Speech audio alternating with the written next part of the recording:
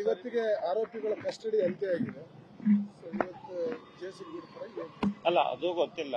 As per the directions of the court 20ನೇ ತಾರೀಕು ಸಂಜೆ 5 ಗಂಟೆ ಗಂಟ ಇತ್ತು. 5 ಗಂಟೆ ಒಳಗೆ ಪ್ರೊಡ್ಯೂಸ್ ಮಾಡಬೇಕು ಆರೋಪಿಗಳನ್ನಂತ ಆದೇಶ ಆದ ಕಾರಣ ಇವತ್ತು 100% ಮಧ್ಯಾಹ್ನ ಮೇಲೆ ಮಾಡೇ ಮಾಡ್ತಾರೆ.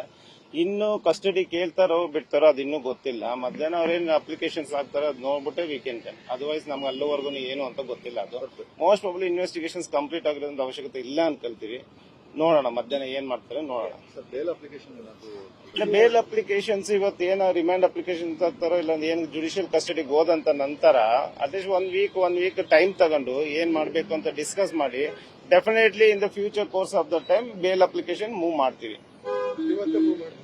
ಇಲ್ಲ ಇವತ್ತಿಲ್ಲ, 1 ವೀಕ್ ಟೈಮ್ ಆಗುತ್ತೆ. ವಿಲ್ ಟೇಕ್ ಟೈಮ್ ತಗೊಂಡು ನಾವು ನಮ್ಮ ಸಹಪಾಠಿಗಳೆಲ್ಲ ಇದ್ದಾರೆ, ರಂಗನಾಥ್ ನಾವೆಲ್ಲ ಕೂತ್ಕೊಂಡು ಒಂದು ಚರ್ಚೆ ಮಾಡಿ ಯಾರು ಬೇಕು ನೆಸೆಸಿಟಿ ಇತ್ತು ಅಂದ್ರೆ ಯಾರನ್ನ ಆಯ್ಕೆ ಮಾಡ್ಬೋದು ಇಲ್ಲ ನಾವು ಮಾಡ್ಬೋದು ಒಂದು ಚರ್ಚೆ ಮಾಡಿ ಡೆಫಿನೆಟ್ಲಿ 1 ವಾರ 2 ವಾರದಲ್ಲಿ ನಾವು ಮಾಡ್ತೀವಿ.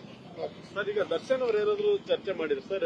ಇಲ್ಲ ಬೇಲ್ ಸಂಬಂಧಪಟ್ಟಿಗೆ ನಾವು ಹೇಳಿದೀವಿ ಮೂವ್ ಮಾಡ್ತೀವಿ, ಓಕೆ ಇರಿ ನೀವು ಅಂತ ಹೇಳಿ ಎಲ್ಲ ಮಾತುಕತೆ ಮಾಡ್ಬಿಟ್ಟು ಬಂದಿದೀವಿ ಅಷ್ಟೇ.